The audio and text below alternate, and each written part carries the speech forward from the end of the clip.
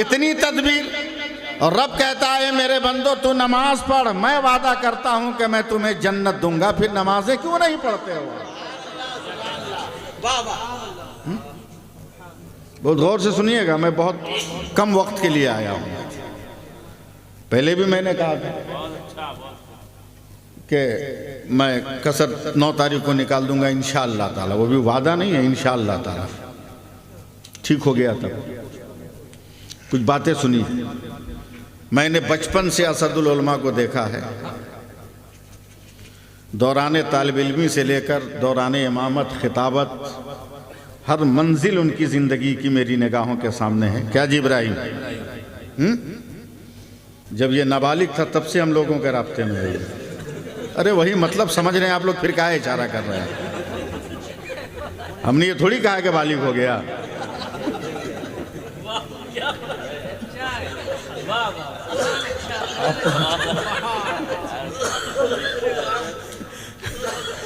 बस मेरी बात सिर्फ समझिए आप लोग। कहने का मतलब ये था कि बचपन से ये आदमी हम लोगों दोनों की जिंदगी जानता है। आज तो बहुत सारी गाड़ियां आ गई ना, समझे? 40 साल पहले ये आदमी किस तरह सफ़र करके कमरहट्टी जाता था दावत देने के लिए, फिर सफ़र करके आता था, सुबह का निकला शाम को पलट के आता था। बड़े बहुत खिदमत गुजार था, शेर बंगाल का। और इंशाअल्लाह ताला इसी खिदमत के सदक़े में अल्लाह ताला फजल फरमा देगा। अब मेरी बातें सुनिए ज़रा सा, गुफ्तगू कर लें हम लोग, अपनी अपनी सोच का एक दूसरे से हम तबादला करें। आज 40% कम से कम मुसलमान ऐसा है जो जानता है कि जुआ सट्टा किसको बोलते हैं।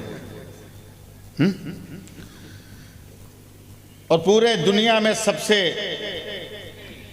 ज्यादा लॉटरी इसी बंगाल में खेली जाती है। पूरी दुनिया में 1 नंबर पे बंगाल लॉटरी खेलने में।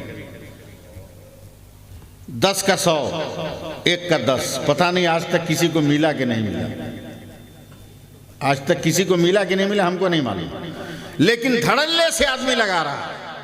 वो जूट मिल में क्यों नहीं काम करता? अब तो हैरत इस बात पे होती है कि दिन भर भीख मांगने के बाद शाम को फकीर सट्टा के का टिकट कटाता है। दिन भर भीख मांगने के बाद हैरत उस वक्त होती है, पता नहीं मिला कि नहीं मिला, मगर लगाया जा रहा है। और रब फरमाता है मेरे बंदो, अगर मस्जिद में तुम 1 वक्त की नमाज पढ़ोगे तो मैं तुम्हें 27 वक्तों का सवाब दूंगा।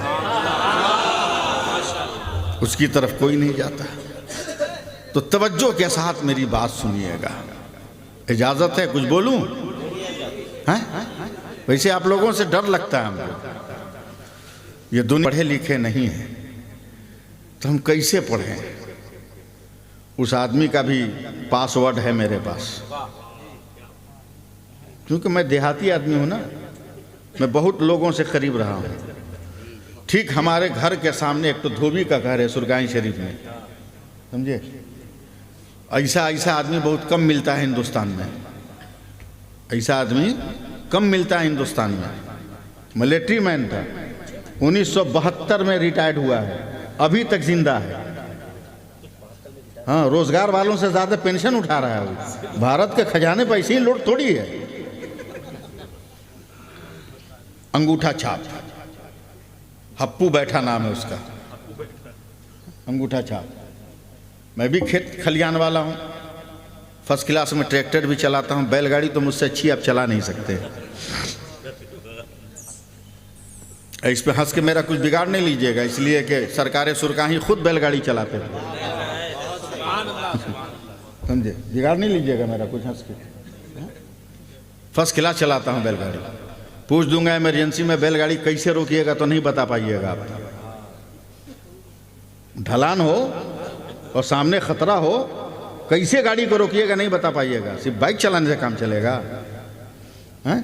इंसानों की सवारी है बैल और गाड़ी, ताकि मुखालिफ देखकर ये दंग रह जाए कि जज्बा इसको कहते हैं, मोहब्बत इसको कहते हैं। जज्बा इसको कहते हैं, मोहब्बत इसको कहते हैं। एक मिसरा हो गया वजन में है, दूसरा मिसरा ज़ीशान भाई कह देंगे। हाँ।